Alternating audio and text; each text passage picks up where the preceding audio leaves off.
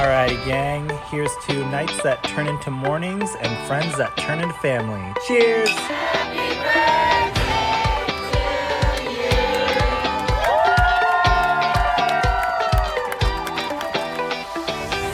Hello, and welcome to the Friendship IRL podcast.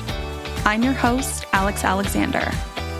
My friends, they would tell you I like to ask the hard questions. You know who I am in the group. I'm the person that's saying, okay, I'm going to ask this question, but don't feel like you have to answer it.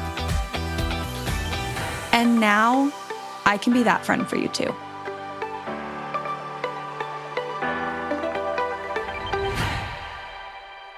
Are you ready? Really, truly, are you ready? Because today's episode is real and raw. This conversation was, I don't even have words. Brave, authentic, personal. Those are probably the best ones I can come up with. Today's guest is Noah. Now, Noah and I met in a Facebook group. I've talked a little bit about this before, and I talk about it in this episode. But I joined this podcasting group, just seeing what kind of interesting voices I could find that aren't in my everyday circle. And as I was going through this group, I noticed a post Noah had about his podcast, which is titled Severely Personal. Go check it out. And on his podcast, he tries to take the really intense life stuff and kind of find the humor in it, to take the messiness and just remind us all that we're humans existing in this world. And as I scrolled through the Facebook group, there was a pitch for his podcast, and I marked it thinking, well, my past is kind of messy. Maybe I should pitch myself as a guest for his podcast. I love to have a real and raw conversation. I do find the humor in all of this. And as luck would have it, Noah reached out to me when I posted about my podcast. And we had a chat and decided this is a great fit. Now, this episode is very honest. Noah doesn't hold back. So trigger warning, we talk about suicide. We talk about Noah's journey of coming out. We talk about the real stuff. Like I said, this episode is very brave. Noah takes us through what it's like to grow up in a household where you don't feel very seen and supported. And then you graduate high school, you move off to college, you go to do the things you're supposed to do, but no one's ever taught you that community and friendship is a skill. So you get out in the world, you're an adult, you go to college, but you never really developed this skill set to make these connections. And the thing is that Noah, like myself, these connections are not just like fun and great and bonus, they're survival. We aren't meant to go through this life alone. And nothing reminds you more of that than when you feel like you are completely alone. So Noah's out here needing to build himself a chosen family and find spaces where he feels seen for maybe the first time in his life, but doesn't really have the skills to do that. And the world's really trying to put him in boxes, like to go after success or move away from home or do all these things. You'll hear in this episode that Noah talks a little bit about how he lives in Florida, where there is a lot of anti-LGBTQI plus legislation. And I just want to call attention to the fact that currently there are actually 491 pieces of anti-LGBTQIA plus legislation in the US. And if you think to yourself, oh, well, I live in a pretty progressive state, there are only 4 states in the US that currently don't have active legislation. There's a link in the show notes to the ACLU website where you can see a tracker and see what bills are live in your state.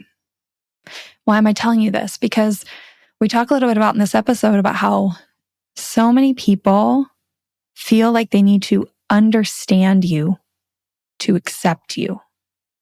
And what a terrible way that is to approach the world, because we're all so different.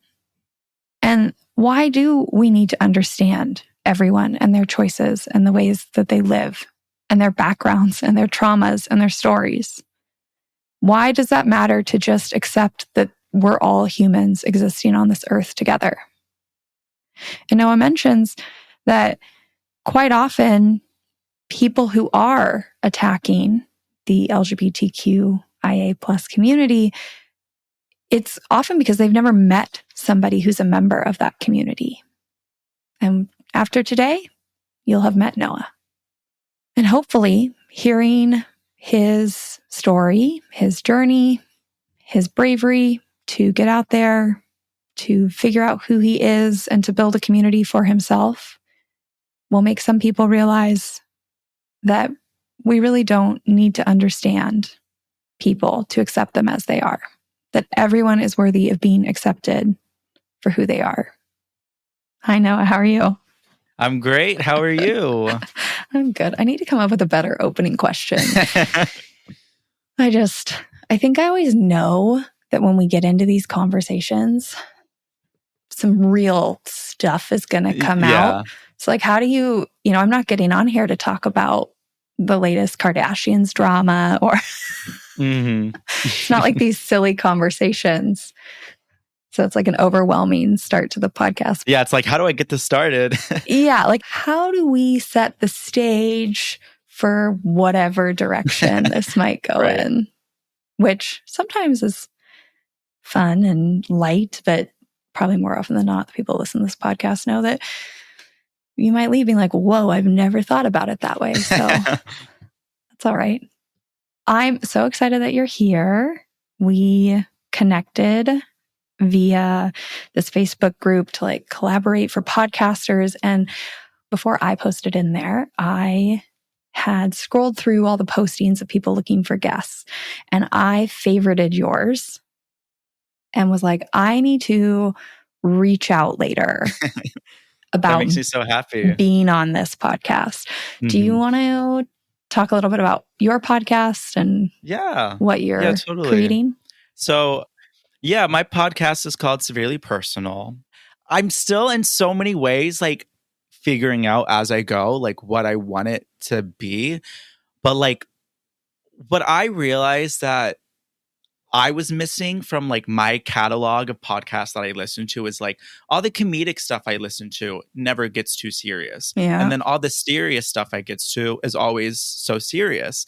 So I kind of just wanted to like find something where there can be humor and something so serious, but then also things that aren't serious, that are just personal. So like it's called Severely Personal. Like I talk about like coming out. I talk really, about we're all just uncomfortable all the time about everything. Exactly. It's like I love your podcast because that's exactly what you're trying to do. Is like, listen, we're all humans. This is all messy, and therefore, like we could feel really weird about it, or we could just try and find the humor in it. So we're gonna find the humor today. Yes. In this conversation, and when we very first started talking previously in our discovery call, we were kind of just talking about like what it takes to find community after college. Yeah. What was that like for you? Terrifying, because say it like it is. Yes. It was so hard and scary. And like the way I grew up in a very abusive, toxic household. I was the youngest of the child. So I was just always following the leader. Yeah. I was never really making my own decisions. I was just doing everything other people wanted to do. I was never allowed to hang out with anyone. So I loved school because that was where I was able to socialize with people. It wasn't until like middle of high school where I really started being able to hang out with people outside of school. And that was so nice. And so then right after high school, I go to college. And so the only thing my brain knows is structured socialization. I've never been in a situation where I needed to like willingly socialize and make a schedule for it or even try to make friends. Because maybe I'd go to church, but I had my siblings and they would make all the first moves for me. So I had no direction as to how I was doing this. I have horrible anxiety. And I went to an art school and that was so fun. And I went to an acting school. Like I'm a theater person. So even though I'm like so anxious about all these things, I found out like literally maybe like 6 months ago, the reason why I have loved acting so much and theatrical things is because I have a desire for attention because I never knew how to get that as a kid. You and me both. Not theatrics, but like I get it. I grew up in a messed You up want household attention. too. Yeah. You want to like feel seen, feel worthy, feel like you're allowed to take up space if you are, as my friends call it, like a trauma kid, and your instincts are what they are because of your messed up upbringing. Yeah. Right. And that was what was so great about acting too, because if you couldn't tell by now, I'm very gay. That wasn't a thing in my family. Very conservative, traditional. You can't be gay. Very bad. So I was able to find so many outlets through acting by being someone else, but it wasn't necessarily that I wasn't being myself. I was just taking on attributes of someone else and like letting things out through that. So it was very healing. I'm glad I did that. I'm not so much into it anymore because I have just been able to realize like, oh, I only enjoyed it because of attention. But back to the question. I mean, I could go off so many tangents on that. I know. After college, I moved to Miami. And I live in like St. Augustine, like Jacksonville area of Florida, North Florida. So moving to Miami was like a big thing for me because I had only ever gone to the school that was like in the same area. So everyone who went to the elementary school went to this middle school. From that middle school, I went to the correct high school. I never rezoned. I always had a collective group of people that I knew, or at least had a few people I was friends with. So I moved to Miami with one person that I knew very well. And I couldn't have done it alone. I could not have at that point in my life. And as soon as I got to Miami, I had this dream. I was like, okay, I'm going to start acting in like these really nice productions and like doing these theatrical things. So I was killing it. I was so good. Yeah. And I am good. But like I grew up really poor. I never really got things unless it was my own money from like my job. Yeah. So I had to get a job as soon as I got to Miami, and I got a job and I was making a ridiculous amount of money. I was a bartender. I was working from literally 5 p.m. until 3 a.m. And it was horrible for my mental health, but I was making so much money that I was so distracted. Yeah. I was socializing with like my coworkers, which was nice, but I kind of had a resistance where I didn't allow myself to connect with them. Like I didn't want to be friends with them for some reason. I just had my own wall that was built up. A lot of society's messages say like it's not safe to befriend your coworkers, that they'll use things against you. And like I totally get why you would be resistant. And I was all subconscious too. Like I never was purposely like, I think because it's been so hard for me to come out, even in a situation like going to a job and living in Florida, unfortunately, the laws are getting worse and worse. Yes, they are. Like you can literally just get fired for being gay. But I also was like, I need a job, so I need to be as like, yes, sure, I got this as possible. So I kind of like built that wall up, but eventually like I loosened up and people are like, oh, we love you. And like, it was fun, but it's just fear based on life. After 6 months, after 9 months of being in Miami, I started waking up in the middle of the night. And by the middle of the night, that's 6 a.m. for me because I got home at like that makes 3 a.m. sense. Yeah. And my body would be shaking. Like it would feel like I just went for a mile, like run and didn't eat anything prior, drank water. And I was like, what is going on with me? Like I'm physically dying.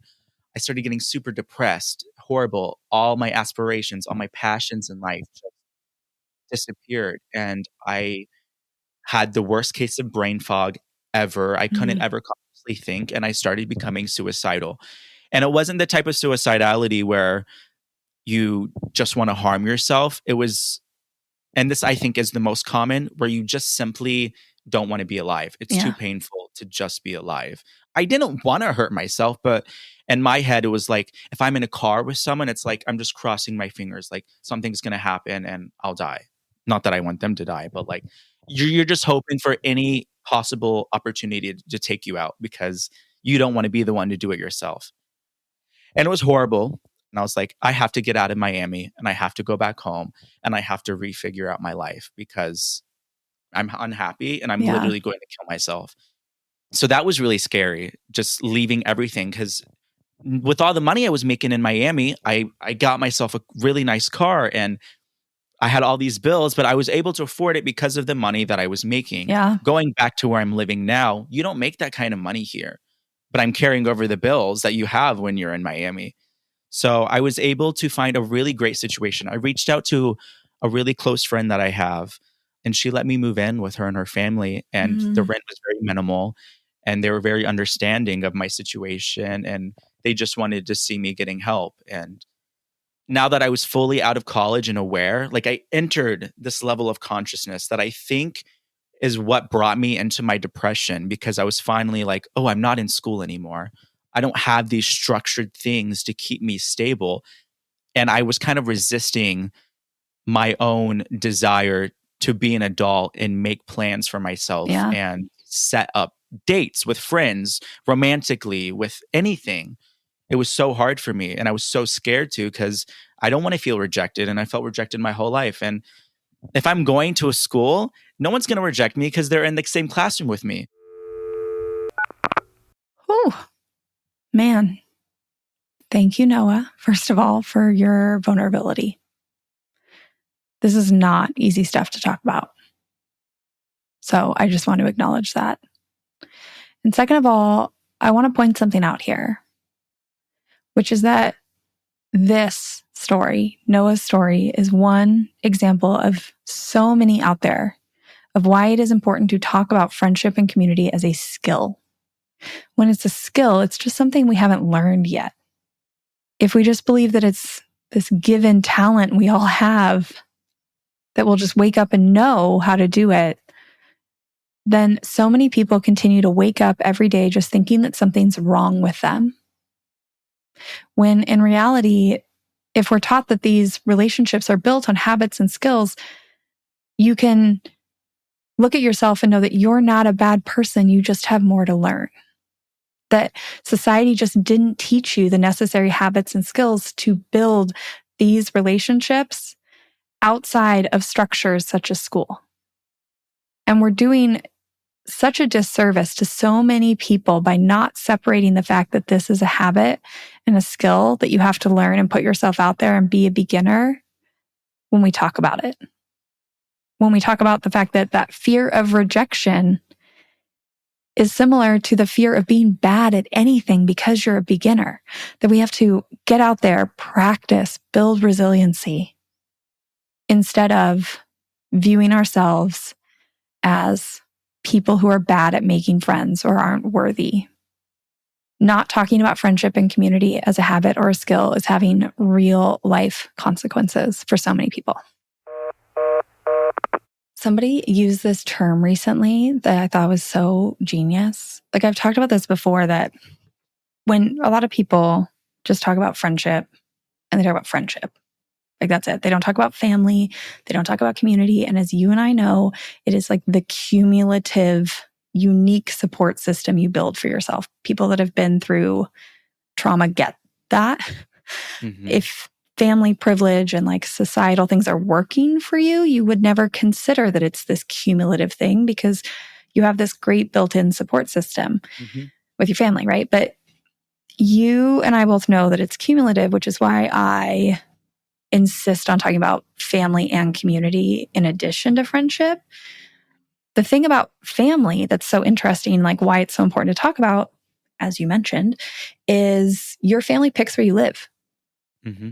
Your family picks the community you're part of, the groups you go to. They set the precedent for what's acceptable and what's not acceptable. And if you don't feel like this person that you are supposed to be, which it sounds like very much was your experience, then you go and you're in these situations. And somebody the other day told me that we need to start thinking of that as allies, not necessarily friends. Interesting. Because, right, you were in the school where you didn't necessarily feel like you could be like yourself, and you just kind of needed to survive. Yeah.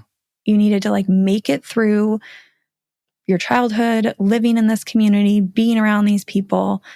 And sure, some of them are probably friends, But I think quite often people get to the end of that high school, college journey and they haven't chosen much of anything, and they've made relationships, but they've kind of just like made people to exist and like Yes. survive through this scenario Yes. with. Mhm. And then when you get out of that, when you become an adult, when you have some financial means to move yourself, and when you have your mental health and whatnot, you can like choose where you put yourself, the groups of friends you connect with, the people you meet, and put yourself in safer situations where you can actually develop friendships where you're yourself, Mhm. right? Where like you are you, you're not in survival mode anymore. You're not having to act to feel seen. Because for me, going to school was like my sense of freedom, Me too. where I luckily, if it was not for my friends, I wouldn't have been able to come out because my friends came out first before I did. And it kind of showed me like, oh, like they're a normal human being. I genuinely think that so many people who are super homophobic and just like queer phobic in whatever way Yeah. is because one, they have never socialized with anyone who identifies as queer, or they are a queer person themselves. Mm-hmm. And so being able to see these people as people and being able to be like, oh my God, that's me. Like I can be that kind of like woke something up in me. So I was always able to like be myself. I had really close friends in like high school, even in middle school, and then in college, where I was able to kind of like escape from the person who I was hiding from my family and then from like my work, my coworkers. Yeah.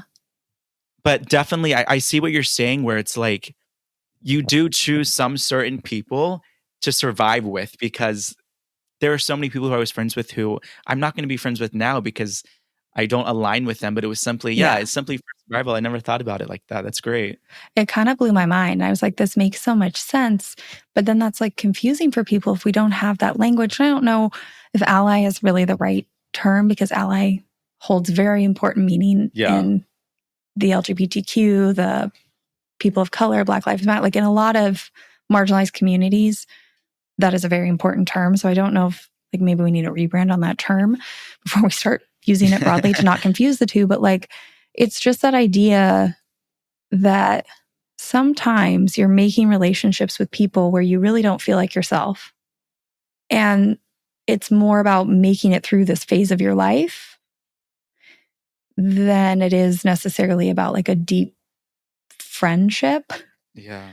Because then when you lose that, you might think you're a bad person for that friendship ending, when like in reality, it was kind of built on pretenses that you needed for Right. survival. And there's also like the total opposite, where being able to go through that survival with someone makes your relationship even like I have so many friends, or I shouldn't say so many. I have really good friends now where if we didn't go through that thing together, that college experience, the trauma, we wouldn't have been as close as we are now. Like we have a sense of like who we were and being able to see who we are now and the growth. My best friend, who you saw earlier before we started recording, we've been best friends for 15 years. And so we've seen each other from elementary school until now. And it's crazy. And I think everything that we've seen each other through and like what we've gone through has just made our bond stronger over time. I mean, I'm sure of that. Like, if you're still together, it's kind of like allowing each other to just peel back the layers on who you are and like accepting each new version. And when you have all that history and vulnerability and have like seen that journey, that's going to deeply connect the two of you. Hold on. Wait a minute. Excuse me. What is Noah referring to here? Are those emotional intimacy roots? If you are listening to my podcast for the first time, you've never probably heard of my roots theory, my roots framework.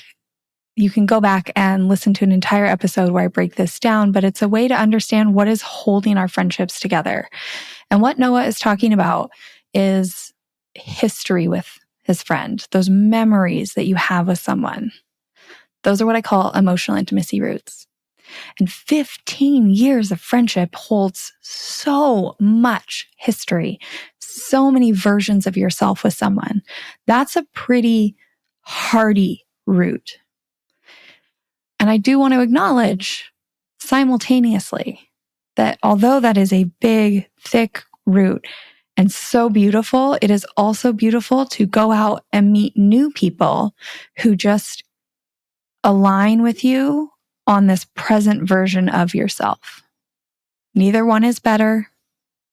Both are great friends to have. And there's beauty in both. I seriously just recorded an episode on men's friendships right before this. Mm-hmm. And I just kept coming back to this idea that we keep trying to silo and separate everyone. Like, this is the LGBTQ community. This is men. This is women. This is elderly. This is parents, this is whatever. Like, we all exist in this world together. Yeah. Mm-hmm. We are all here.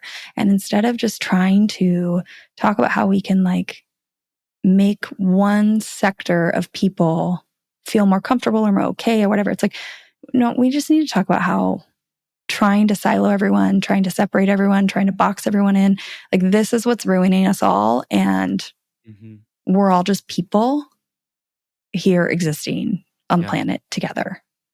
A lot of it comes from a fear of what we don't know. And that goes back to what I was saying about how a lot of homophobic people, a lot of times, have never socialized with people who are queer. Mm-hmm. It's the fear of we don't know. You look at what's going on politically and stuff like that. We try to separate people into boxes, like you're saying, and it's so much easier to not understand the other box. It's like, oh, well, this is my box. I get the people who are in this box with me. I'm going to stay with them. But those people who are in the other box, there's something going wrong, so I'm going to blame it on them. I'm not going to try to understand where they're coming from. I don't want to see them. I'm going to fear them.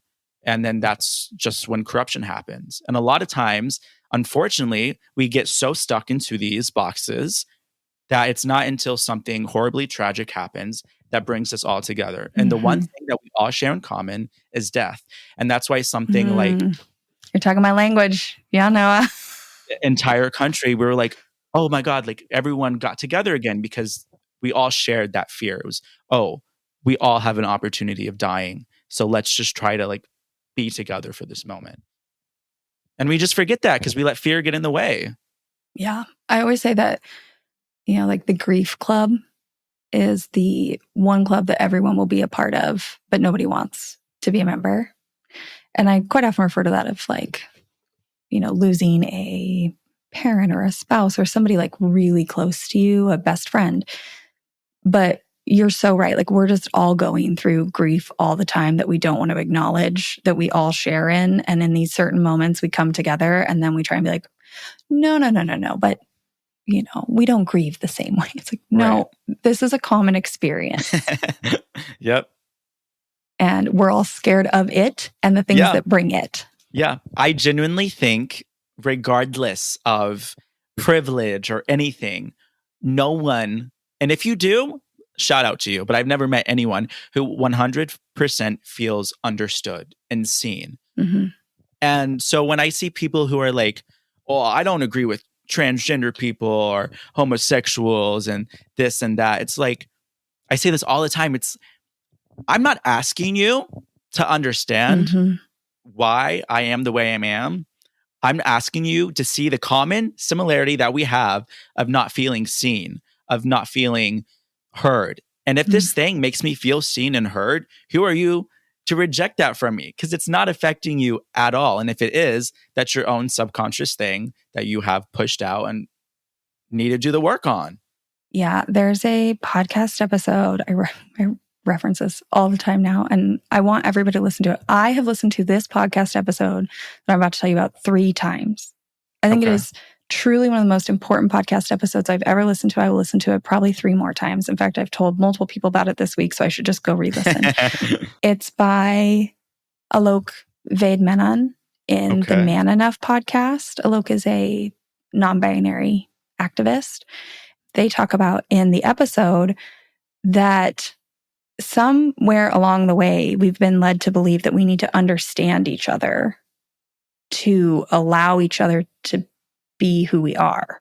Mm-hmm. We're never going to understand how each person in this world lives. Why do we keep insisting that we need to understand people's choices? Right. That's impossible. Like, just have compassion for the fact that we are all different and that you're so right, that we want to be seen and move on. We all want to feel accepted. Yeah. Like we can all have that in common, is that we all want to feel accepted. So what can I do to help you feel accepted? And what can you do to help me feel accepted? So yes, like compassion is so important. And just trying to acknowledge that, like, oh, people share the pain that I have in a total different form. Yeah. So I have a question for you around that. Okay. When you came out and you decided that, well, and it sounds like you already had friends who were part of the queer community, but like when you decided to lean in and be intentional and like build this connections in your life that felt more authentic, was that easy or hard for you? And that might be a really loaded question that also is really off base. No, it's great. It was really, really hard for me Mm. because I had been out to my friends for years. Yeah. I literally just came out to my family 2 weeks ago.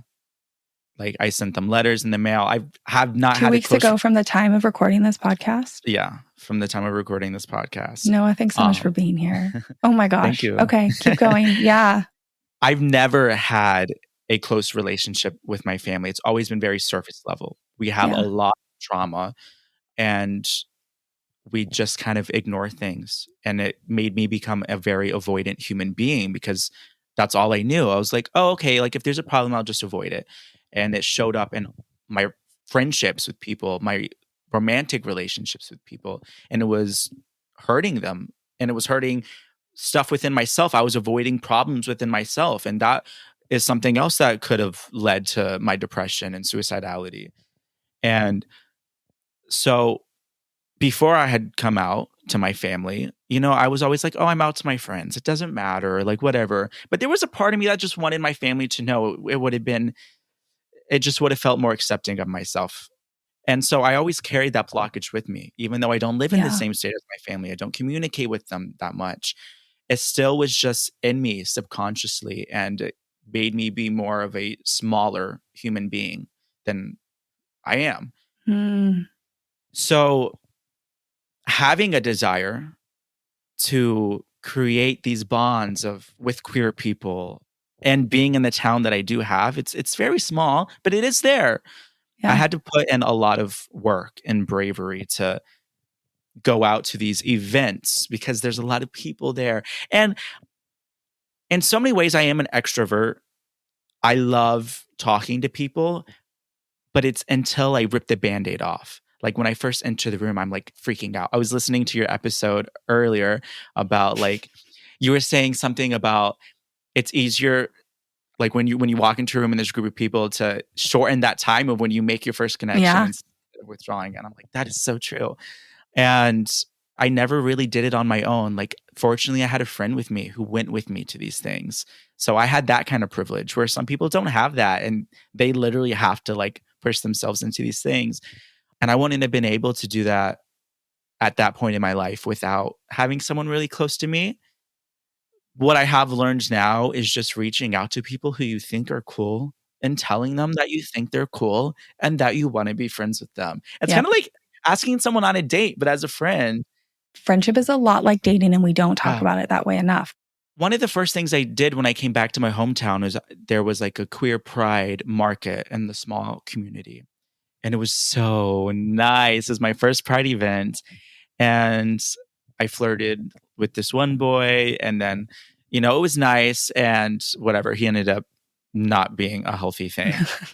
But through him, I was able to meet like someone who I ended up dating, and it was such a great relationship, and they're such a wonderful human being. We're no longer together, but like it was still such a valuable moment in my life. And I learned from that. And then having that partner, I was able to like meet their friends who are very much so in the queer community. And I loved their friends so much.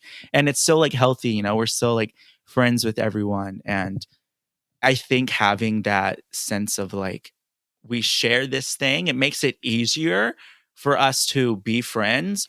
Yeah. And I think whether it's me and you befriending each other, and right, I'll never understand what it is to be queer.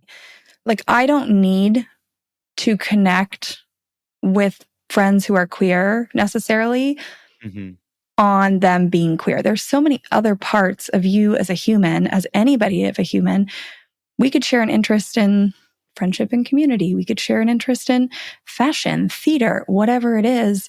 And I can continue to encourage you to go stay super active in the queer community and make friends who understand this piece of you. Like, I have to support you and encourage you in all of it and see you as who you are, but I don't have to be your main support person in every avenue who gets all the things. And I Right. think that's where some people get caught up is they're like, well, I can't understand this piece of them. It's like, okay, again, like you don't have to understand. What makes you think you have to understand to have a connection? Right. There's so many other parts of this person. It's just one piece. You just have to accept it and be willing to acknowledge it and listen and learn and be curious. Mm-hmm. And there's something about like, yeah, maybe it's easier to be friends with someone because you understand them, but maybe you'll have a more in-depth relationship because you don't understand them and you have that desire to want to learn things. Yeah. I've said this thing before, like our friends are windows into other ways to live. If you just surround yourself with people who are just like you, you're never going to see all the other ways you might choose to live your life. Yeah. It kind of piggybacks off that quote that's like, everyone is a mirror of ourselves. Like, if I see this hateful human being, I can identify that emotion and I know that emotion is somewhere in myself. Where is that at in myself? How can I work on that? Like, or this person is, I see, and I see a lot of jealousy going on in their lives, and I'm being able to pick at that. That's just a mirror of something that I have within myself. Yeah. And I mean, there's a huge piece of being in a relationship that is just being willing to look at yourself, self-reflect, change, admit that you're wrong. Like really being in a relationship of any kind with someone is just a lot of emotional labor. Yeah, it really is. Nonstop, like for yourself and for the other person. And if you can't acknowledge that and be okay with it, then like you're going to really suffer in your relationships. These are not easy, no matter what. You have to do the work. And unfortunately, like say it all the time, like being in a relationship with anyone, period, is actively choosing every day to be in that relationship with that person. You're not promised something with someone, like whether you think you are or not. Any moment, someone can unfortunately pass away. They can choose to leave you. Like nothing is promised. The choice is active every day to continue this thing with this person. And sometimes it's like, that doesn't mean every day you have to talk to them, but it's like that effort, that energy being there. And unfortunately, I have lost so many friends in my life who I value and who I so deeply love because they never put anything into the relationship. I was the one always reaching out. I was the one always like creating conversations. I had friends who like didn't tell me happy birthday like multiple times. And birthdays are appreciation of our lives, something as simple as that. And it hurts. It hurts to see these people that you love reject and abandon you. That's what it feels like. And I'm sure that maybe none of them meant it in the way that it came across. But I am at a point in my life where I don't have the energy to sucker up and like go through that. If the energy is not being mutual, I don't want it. That's not to say I want to give up on them. Like, obviously, communication is key. And I think bringing up things to your friends that you feel that they're not serving you or that are hurting you, I think bringing up those conversations and make your relationship stronger. Yes. But if they don't match that after a while, you just have to let them go, unfortunately. Exactly.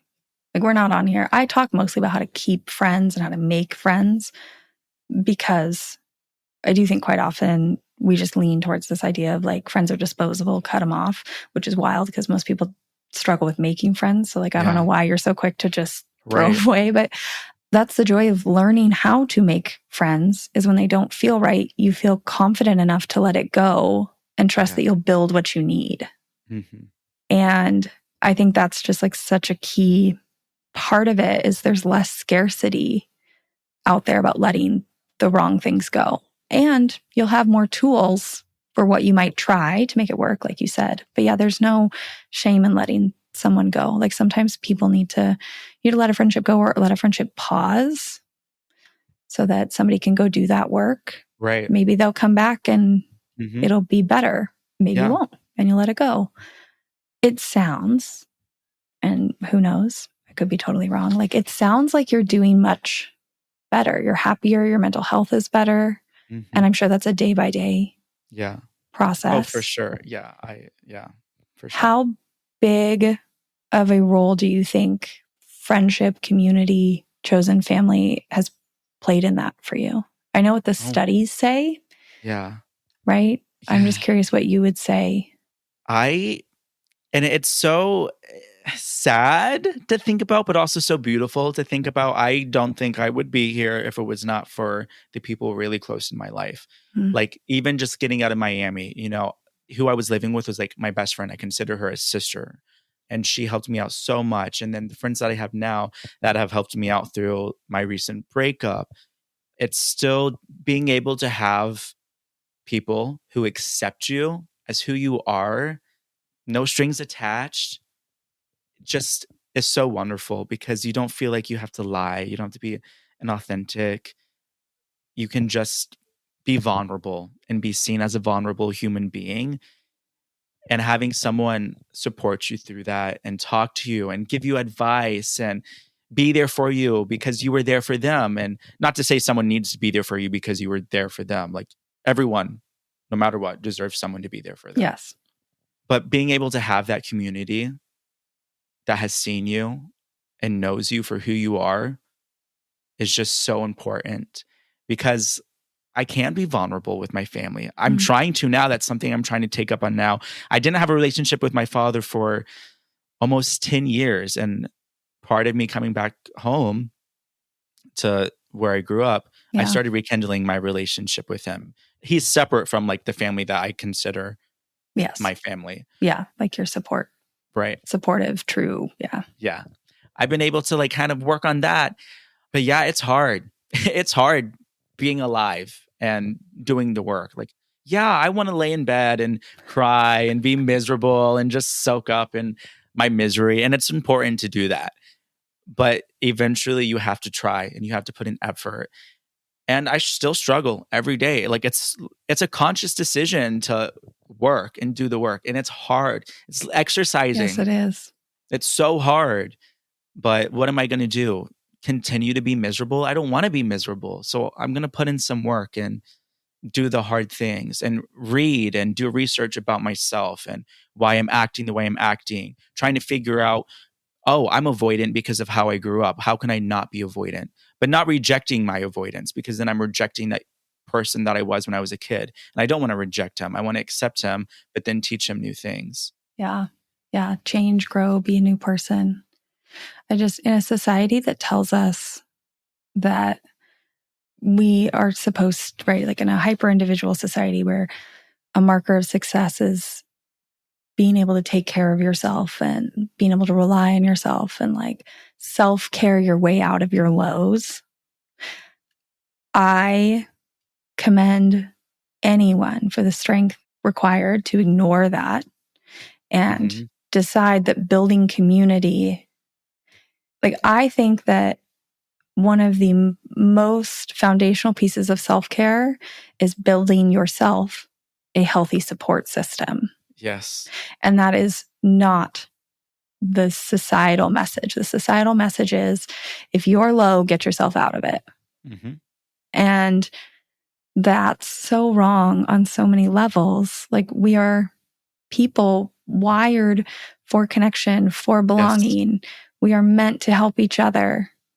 But in order to like believe that and do that, We just have to ignore those messages and decide that like it's worth it for ourselves.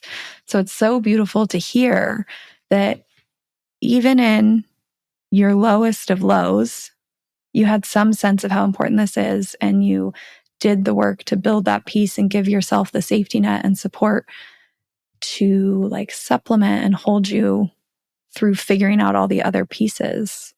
If you're somebody who's listening to this and you believe you have to figure it out yourself, you know, like you have to love yourself before you can be loved, that's such a pile of BS. Yes. You're just deserving of love. Go meet some people, allow them to help you. There's nothing wrong with that. And there's nothing wrong with letting people know that you're not okay. 'Cause Exactly. that was another thing that was really hard for me is I like to be the mom of the groups. I like to You take and me care of people. both. And like I was calling my friend and I was asking for advice on my breakup, and I feel this way and I feel that way. And she could totally read between the lines. And she told me, she was like, Noah, like, you don't have to be strong.